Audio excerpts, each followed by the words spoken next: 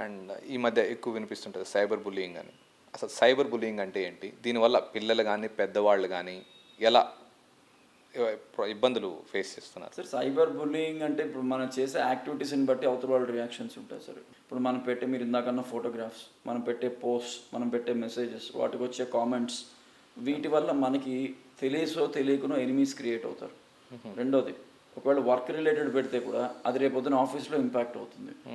ఇంకొంతమంది ఏం చేస్తారంటే వాళ్ళకి ఇదే పని ఉంటుంది, ఆన్లైన్లో మనల్ని ఇబ్బంది పెట్టడము, మన యాక్టివిటీస్ మీద టీజ్ చేయడము, వాటికి రాంగ్ కామెంట్స్ ఇవ్వడము, వాటిని డైరెక్ట్గా మన మీద ఇంపాక్ట్ అయ్యేటట్టుగా వీళ్ళు ఇంకొక పోస్ట్ పెట్టడము.